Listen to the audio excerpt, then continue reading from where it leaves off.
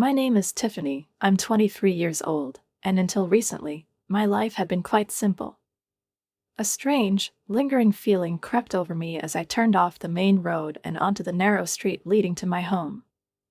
The headlights of my car illuminated the familiar outlines of old maple trees under which I had played as a child, and the peeling fences of neighboring houses, but instead of the usual comfort, this landscape now felt foreign, as if I had returned to a different world where the rules had changed without my knowledge. The thought that my father didn't just have a new woman but an entirely new family seeped into my mind, leaving behind a sticky residue of unease. He hadn't just found someone, he was preparing to become part of something bigger, a whole new life where, perhaps, there was less space for me than before. When I finally parked in front of my house, the darkness enveloped me like a warm blanket, but my heart remained restless. I stepped out of the car, inhaled the night air, heavy with the scent of damp earth and withering autumn leaves, and, trying to push away the hum of my thoughts, walked toward the porch. The door creaked as always, and I stepped inside, pausing for a moment to let the silence wrap around me. This house had always been my refuge, my little world where everything remained unchanged despite the storms outside, but now, even here, I felt different, as if a foreign shadow had slipped in, disturbing the balance. I shrugged off my jacket, tossed my keys onto the side table, and headed to the kitchen to make some tea. But as I turned on the light, my eyes were drawn to the photographs on the wall. One of them was of my mother, her light hair neatly styled, her soft smile radiating warmth, and in her eyes, that depth I had so often tried to grasp but would never be able to again. I ran my fingers over the glass of the frame, searching for some kind of comfort in the gesture, but instead, a wave of realization washed over me. Years had passed, yet I still hadn't fully come to terms with her absence, hadn't fully accepted that life was supposed to go on without her. And my father, he seemed to have managed. With that thought, I sank onto a chair, staring at the dark surface of the kitchen table. I wasn't angry at him, no, but the feeling that he had betrayed our old life wouldn't let go of me. Maybe it was selfish, but part of me didn't want him to move on. I wanted things to stay the way they were, that our Friday evenings would belong to just the two of us, that the house where I had spent my childhood wouldn't be filled with unfamiliar voices and the laughter of children I didn't even know. I took a sip of hot tea, hoping its warmth would chase away the clinging anxiety, but my thoughts continued to swarm like restless bees. What if Rachel wasn't as simple as she seemed? What if her smile and the gentle touches on my father's arm were just a mask, hiding something more? I barely knew this woman, yet I already felt her invading our world, changing it without asking for my permission. Pushing those dark thoughts aside, I rose from my seat, turned off the light, and headed to my bedroom. I had to wake up early tomorrow, work wouldn't wait, but I knew the night would bring me restless sleep. In the darkness, I crawled under the blanket, curled up, and closed my eyes, but deep down, I already felt it. This was just the beginning. There was tension in the air, subtle, but thick enough to be felt on the skin. The house that had always welcomed me with the warm glow of lamps and the scent of my father's favorite wood-burning blend now felt sterile, almost foreign. The polished floor reflected the light as if it had been scrubbed daily, and the perfectly arranged cushions on the couch looked as though no one had ever touched them. The little things that had made this house truly ours were gone, my mother's ceramic figurines on the shelf, the old family photographs on the walls, the cozy clutter that had always made the space feel alive. Now, everything looked as though it belonged to people who valued not warmth, but curated perfection. I stepped inside, carrying a paper bag with lasagna, and had just opened my mouth to call for my father when Rachel emerged from the kitchen, and my body instinctively tensed. She looked as flawless as always, her hair styled to perfection with not a single strand out of place, her dark wine-colored dress impeccably tailored, and of course, her signature smile, sweet, but with a trace of venom only visible to those who knew where to look. "Oh, Tiffany, darling," she sang, folding her arms across her chest. "How lovely of you to stop by, but I'm afraid your visit is a little untimely." I frowned, glancing at her in confusion, and took a step forward. "What do you mean?" It's Friday. I always visit my dad. Rachel sighed theatrically, as if she had to explain the most basic things to a child. You see, we've decided to adjust our family traditions a little. She emphasized the word our, as if deliberately excluding me from it. Friday nights are now for family dinners, just the kids, your father, and me. We need time to get used to each other, to become a real family, you know. A dull wave of indignation rose inside me. I am part of this family, I said slowly, gripping the paper bag in my hands. This has always been a tradition between me and my dad. She tilted her head slightly, studying me with a gaze that held something like pity, but insincere, as if she had always expected this reaction. You're a grown woman, Tiffany. Her voice was soft, almost lulling, but there was steel beneath it. You have your own life, and your father has his now. You wouldn't want to be selfish and hold him back, would you? I barely managed to keep my teeth from clenching.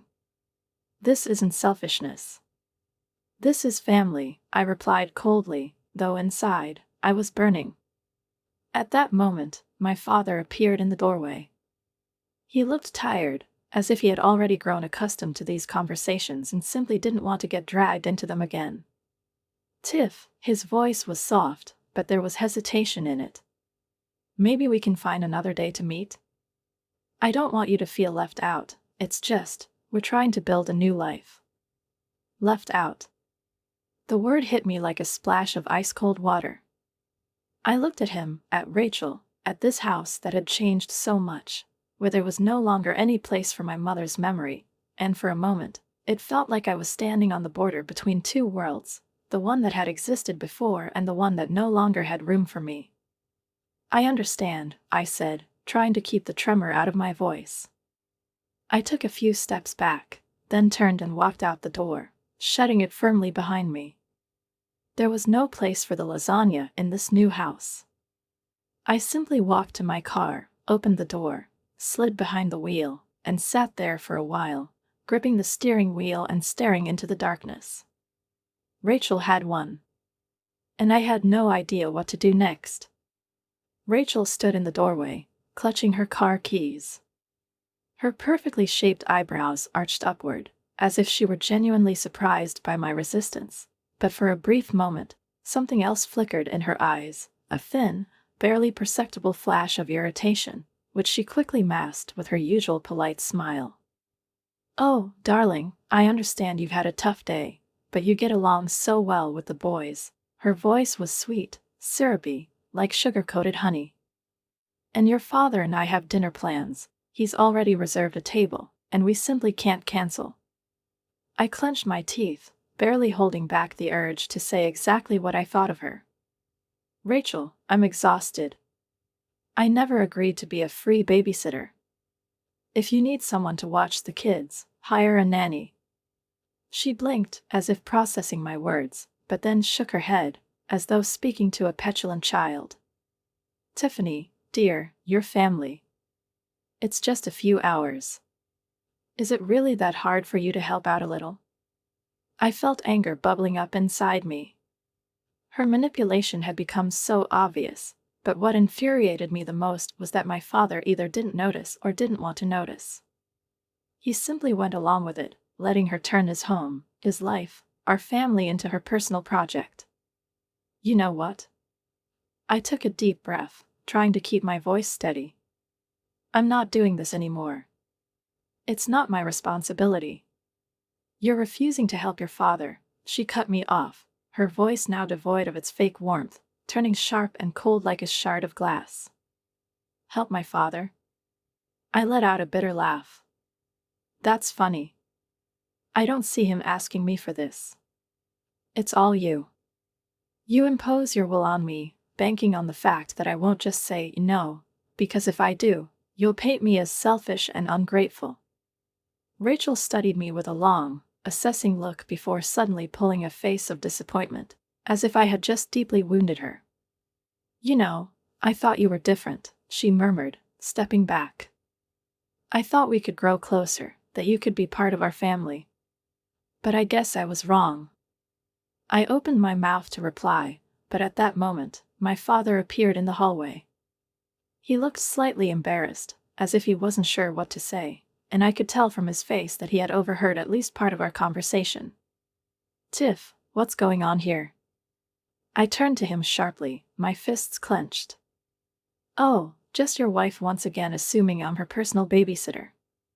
He frowned, but before he could say a word, Rachel stepped forward and placed a gentle hand on his shoulder. Her face softened into that familiar warm smile, as if nothing had happened at all.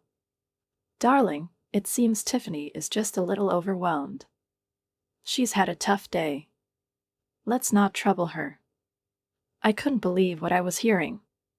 She was playing this scene deliberately, confident that my father would take her side, just as he had before. And he hesitated. I saw the uncertainty in his eyes as he glanced between us, as if trying to decide who to believe. Then, finally, he let out a weary sigh. "All right, Rachel, let's find someone else to watch the boys." I froze, not believing my ears. For the first time, he hadn't taken her side. Rachel stiffened too, but she quickly masked it, regaining her composure. "Of course, darling, if that's what you want." But in her voice, I heard a promise. This wasn't over. A strange mix of satisfaction and unease settled in my chest. I knew this small victory would lead to something bigger, something I needed to be prepared for. I could feel my blood boiling, my pulse pounding in my temples, my fingers curling into fists. Rachel had left her children alone, without warning, without asking for my consent, and had simply taken off on vacation for 2 weeks, not even bothering to let me know. 2 kids, her full responsibility, were now dumped in my home as if it were the most natural thing in the world. I took a deep breath, forcing myself not to scream, but inside, I was seething, stretched to the breaking point like a taut rope ready to snap. "All right," I said, forcing my voice to remain steady even though anger was shaking me inside. "Where are your things? Did she give you anything to bring with you?" Tommy finally tore his eyes away from the TV and waved vaguely toward the hallway. I walked over and saw 2 small duffel bags that looked as if someone had haphazardly thrown in enough for a couple of days, certainly not for 2 weeks. "Has anyone fed you?" I asked, turning back to them. "We had chips," Jake announced cheerfully, patting his stomach. I clenched my teeth. For hours alone had been enough for them to gorge themselves on snacks, and judging by the sticky stains on the floor and the couch, they had also managed to spill juice in the process. I quickly dialed my father's number, not really expecting him to pick up but still hoping he would. As I had anticipated, the call went to voicemail after a few rings. "Dad, it's me. I just got home and found Tommy and Jake here. Do you even know that your wife left them with me and flew off? Without my permission? Without warning? I hope you call me back as soon as you hear this." I hung up and stared at my phone for a few seconds before sighing and shoving it into my pocket. It was pointless to hope for an immediate response. Most likely, he wouldn't even check his phone until the end of the week, too consumed by his new, happy life where there was no longer any room for me. "All right," I said, pushing away the wave of resentment rising inside me. "You need real food. Let's go to the kitchen." I gathered up their soft drinks and snack boxes, muttering under my breath as I started making something remotely edible. Like it or not, they were now my responsibility. Even though I had never agreed to this. When I placed plates of mac and cheese in front of them, they devoured the food hungrily, and my anger toward Rachel flared up again. These boys weren't to blame for their mother's irresponsibility. They weren't the ones at fault for being used as pawns in her game. "So, 2 weeks," I muttered, rubbing my temples. Tommy nodded, carefully twirling pasta onto his fork. "Yeah, Mom said you'd get along great and that you wouldn't mind having us here." I let out a humorless laugh. "Of course," I murmured under my breath. Rachel had clearly decided I was her free babysitter. But this time, I wasn't going to just swallow it. A name suddenly flashed across the screen. Dan, Dad, and something tightened inside me. The boy's real father. The man Rachel had never once mentioned, as if he simply didn't exist. I glanced at Tommy, who had already switched back to his game with complete indifference. Before he could change his mind, I quickly pulled out my phone, snapped a picture of the number, and stepped back, feeling something close to hope ignite inside me. "Thanks, Tommy," I said as neutrally as possible, trying to hide the storm of emotions swirling inside me. I stepped into the kitchen to put some distance between myself and the boys. My fingers trembled as I dialed the number, thinking that this might be my one and only chance to break free from this nightmare. The phone rang. Once. Twice. 3 times. Just as I began to fear that no one would answer, a deep, slightly raspy voice came through the line. "Hello?" I took a deep breath. "Hi, my name is Tiffany. I don't think we've met, but I know your sons, Tommy and Jake." There was a brief silence on the other end. "Are they okay?" His voice immediately turned tense, anxious. "They're safe, but I think there's something you need to know." I told him everything, how Rachel had left the kids at my place without warning, how she had locked them alone for hours, how she had simply taken off on her honeymoon without even arranging for a babysitter. With every word, the silence on the other end grew heavier, and by the time I finished, there was a long, oppressive pause. "She." His voice was tight, filled with barely restrained anger. "She did this again?" "Wait," I frowned, gripping the phone tighter. "You're saying this has happened before?" He let out a bitter chuckle. "When we were still together, I worked late a lot. Then I found out she would just drop the kids off with whoever was available so she could go out with friends or have dinner at some fancy restaurant. I thought after the divorce, the court would make her follow some kind of structure, but apparently, nothing has changed." My mouth went dry. "You didn't know she was leaving?" "Of course not." His voice was taut with frustration, and I could almost feel the tension radiating through the phone. "She told me she'd be out of town for work for a couple of weeks, but that I shouldn't come by because the kids would be taken care of." I ran my tongue over my dry lips. "Well, as you can see, she left them. Without asking me." "How long has she been gone?" "4 hours," I replied. "And she expects me to watch them for 2 weeks." A deep, irritated sigh came from the other end. "Thank you for calling me, Tiffany." Dan's voice was firmer now, resolute. "I'm coming over right now." I barely resisted the urge to sigh in relief. "Thank you." I ended the call, still holding the phone in my hand, and suddenly felt my shoulders relax. I wasn't alone in this. For the first time in a long time, I felt like I had an ally. I walked back into the living room, where Tommy and Jake, unaware that their world was about to be turned upside down, were still scattering crumbs on the couch, laughing at their cartoon. "Guys," I called, sitting down in front of them. "Tell me, would you like to see your dad?" Tommy finally tore his gaze away from the screen, while Jake bounced excitedly in place. "We can." "Really?" I smiled, though my heart clenched at the thought of what they might have to go through. "Yes. He's already on his way. And this time, Rachel wouldn't be able to control everything." I stood by the door, still clutching the lawyer's business card between my fingers, feeling the smooth cardboard tremble slightly in my hands from the tension that refused to leave me, even after Steve's car turned off my street and disappeared from view. The faint hum of the engine faded into the evening air, and I suddenly realized I had been holding my breath the entire time, as if I feared that inhaling too deeply would shatter this fragile moment, this moment when, at last, everything seemed to fall into place, even if it was still difficult to believe.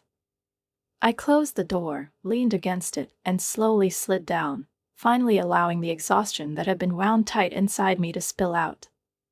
The weight of everything I had been dragged into, against my will, settled over me, but strangely, it had led me to something I had been waiting for all along, the chance to fight back. To prove that I wasn't so easily used.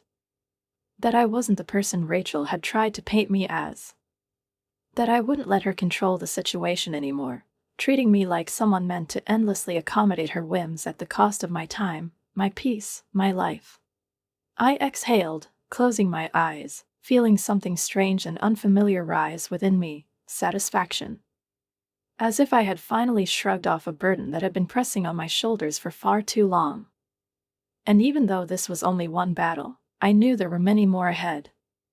Because Rachel, like any person accustomed to manipulating others, wouldn't simply surrender. She couldn't stand the thought of someone interfering with her plans. She wouldn't accept that someone had dared to stand in her way, especially me, the person she had spent so long trying to push out of my father's life, turning him into nothing more than a tool, a means to her own ends. Slowly, I pushed myself up and walked into the kitchen, absent-mindedly turning on the kettle, watching as the first drops of condensation formed on the glass, sliding down hypnotically. And then my phone vibrated, making me flinch, as if reminding me that this wasn't over. That the storm hadn't passed yet. That I couldn't afford to relax. When I looked at the screen, I saw the name I had expected. But that didn't make it any less nerve-wracking. Dad. I took a deep breath, bracing myself for the inevitable flood of accusations. For yet another tirade about how ungrateful I was, how I had betrayed him, how I didn't appreciate that he, poor, exhausted, was just trying to build his new life, how I always created drama over nothing. I already knew what he would say.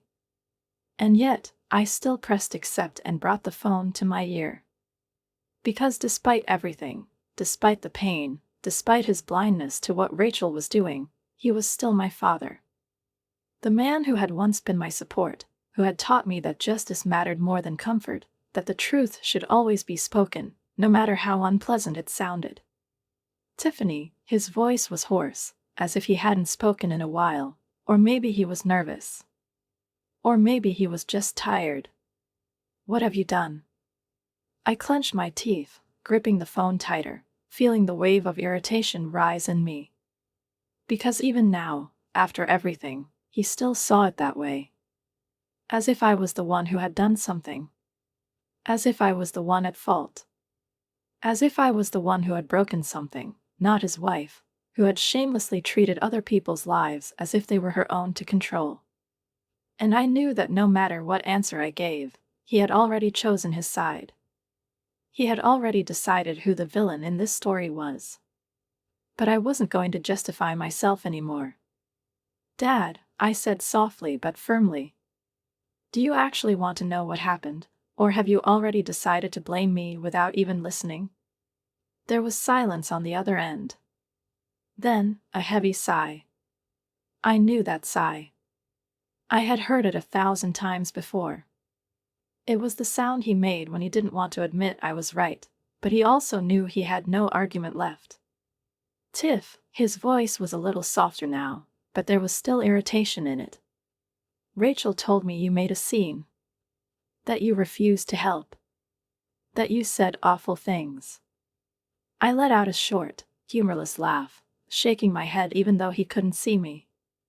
And did she also tell you, I asked, that she left the kids in my house without warning? That she walked out without even asking me? That they spent 4 hours alone because no one bothered to tell me they were there? That she used the spare key I left for you just to turn my home into a free daycare? Silence. I knew my words had reached him. I knew that inside him, two sides were now clashing, the one that wanted to defend his wife at all costs, and the one that knew she had crossed a line. And though I didn't expect him to change his mind overnight, to suddenly realize all the mistakes he had made, I could feel that this conversation was different. This time, he couldn't just ignore the facts. Dad, I continued, quieter now, trying to keep my voice steady. Steve is here. He's taken the boys. And he's not going to let this slide. He has a lawyer. He has evidence. He has more than enough for the court to take this seriously. He inhaled sharply, and I imagined him sitting somewhere in a hotel, gripping his phone, realizing that everything he had believed in, the perfect picture Rachel had painted for him, was crumbling before his eyes. "You have no idea what you've done," he said quietly, but the certainty in his voice from the beginning of our conversation was gone. "It wasn't me, Dad," I replied calmly. "It was her." He didn't answer. I heard him exhale heavily, and then the call disconnected. I slowly set my phone down on the table, watching as the screen faded to black, leaving me alone in the silence, a silence filled with bitterness, relief, anticipation, anxiety, and something else I couldn't quite define yet. But I knew something had changed. That maybe, for the first time, the crack Rachel had driven between us was starting to spread in the other direction. And if this was only the beginning, then I was ready for what came next. I couldn't sleep properly anymore, couldn't relax for even a second, because every evening brought a new round of their desperate attempts to break me, to make me feel guilty for things I hadn't done, for the simple fact that all I had fought for was justice and protection for two boys they had so carelessly abandoned. But in their minds, I was the villain, the homewrecker, the selfish schemer who had dared to stand in their way. I changed my phone number, but that didn't stop them. They started sending emails, messaging me on social media, creating new accounts just to tell me, over and over again, that I had ruined their lives, that I was worthless, that I would regret everything. And even though I tried not to react, not to respond, not to give them any fuel for further attacks, it still got to me. It drained me. It burned through me from the inside out. And then they started coming to my house. The first time, it happened at 3 in the morning, a loud, demanding, insistent pounding on my door that made my heart stop. And then my father's voice rang out, hoarse, filled with rage and desperation. "Tiffany, open the door. I know you're in there." I stood frozen in the darkness of my bedroom, gripping my phone tightly, already dialing the police. Because even though he was my father, at that moment, I didn't know what he was capable of. I didn't know what he might do in his blind anger. Because the man I had once known was gone, replaced by a puppet expertly controlled by Rachel. "You betrayed me," he went on, his voice shaking, but I couldn't tell if it was from rage or alcohol. "You destroyed my family, ruined my marriage. You're no longer my daughter." With those words, he slammed his fist against the door so hard that I flinched. But by then, the operator's voice had already come through the phone, and I whispered, steady but firm, "Someone is trying to break into my home." The police arrived within 10 minutes, but by then, my father was already gone, leaving only a deep scratch on my door from the ring on his finger and a strange, suffocating feeling inside me, as if I had lost something important, something that could never be regained. I filed for a restraining order. And it was granted. That should have been the end of it. But then the online harassment began. Rachel created fake accounts, posting in groups where people knew me, spreading lies about how I had torn her family apart, how I had always been jealous of her, how I had turned the kids against her. And while most people didn't believe her, there were always those who latched onto the drama, who reveled in the chaos, who started sending me hateful messages, blaming me for ruining someone's life. I deleted my social media. I changed every privacy setting. I tried to make myself impossible to find. But they always found a way. They always found another opening to hurt me. I felt like I was suffocating, like I was trapped in a cage with no way out. Like no matter where I went, their voices would always follow, their hatred hanging over me like a storm cloud, waiting to unleash a cold, merciless downpour. But I wasn't going to give up. I recorded every call, saved every message, documented every threat. I gathered enough evidence to file a new case, a case for defamation, for harassment. A case that could finally silence them once and for all. And this time, I was ready to see it through to the end. 3 months passed, and peace finally returned to my life, the kind of peace I had longed for, the kind that Rachel and my father had tried to take from me with their endless fights, threats, and desperate attempts to break me. But now, that peace was solid, unshakable. Because I no longer feared them. I no longer let them dictate how I should live. I no longer allowed them to make me feel guilty for doing the only right thing, protecting the children who needed protection. Even if it meant sacrificing something important. They disappeared from my life, leaving behind only burnt bridges that could never be rebuilt. And while in the past, the thought of this would have hurt me, now I felt only relief. Because, in the end, people who truly love don't betray, don't use, don't manipulate, and don't turn someone's kindness into a weapon against them. And if my father couldn't understand that, if he truly chose her over me, then maybe he was never the man I thought he was. I no longer checked my phone, waiting for his call. I no longer caught myself hoping he would realize how deeply he had been mistaken. I no longer wished for the day he would come to me with regret in his eyes. Maybe that day would come, maybe it wouldn't, but I no longer depended on it. Because I had learned to live without him. I had learned not to cling to a past that didn't want to stay with me. I had learned to look forward and cherish those who were truly there for me, not those who had discarded me the moment I stopped being convenient. I only heard about Rachel occasionally. Her complaints spread through the family like autumn winds scattering dry leaves across the streets. And though her life no longer concerned me, I couldn't help but be amused by how quickly her perfect world had crumbled without my father's financial support. How her selfish existence had collided with a reality where no one was obligated to fund her whims. How, for the first time in her life, she was forced to understand what it meant to rely only on herself, not on someone else's money, not on manipulation. I heard that she complained to everyone about the unfairness of the world. That she hated having to shop in ordinary stores instead of high-end boutiques. That she resented having to count money instead of throwing it around carelessly. That she couldn't just book a spontaneous trip whenever she felt like it because now she had to live like millions of other people, work, budget, plan, choose. And it seemed that this reality scared her far more than losing the children she had always seen not as a precious part of her life, but as a tool for collecting child support. My father had changed too. The blind happiness I had once seen in his eyes was gone. The confidence in his posture had faded. His voice no longer carried the same strength it once did.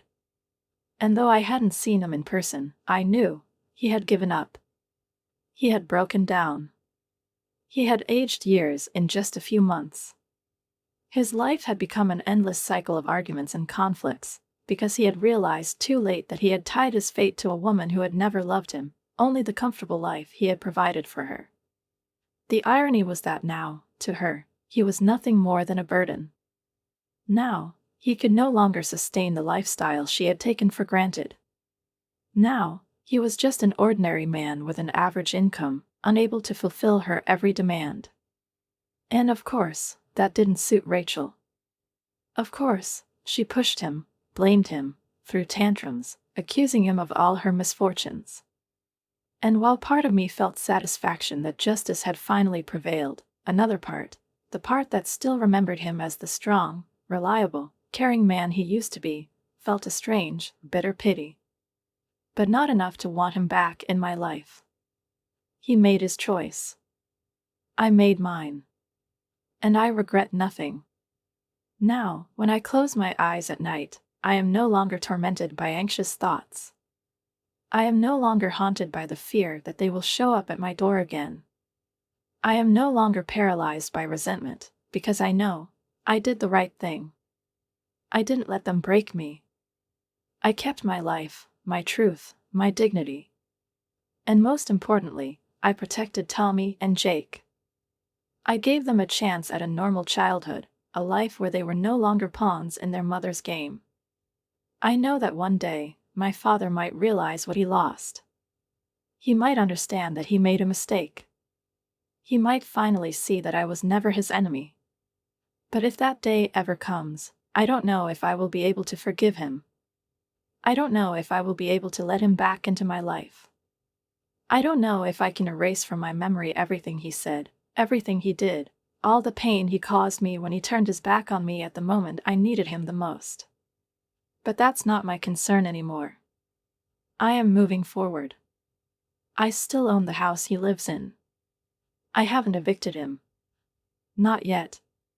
But it's nice to know I always have that card up my sleeve if they ever dare to cross the line again.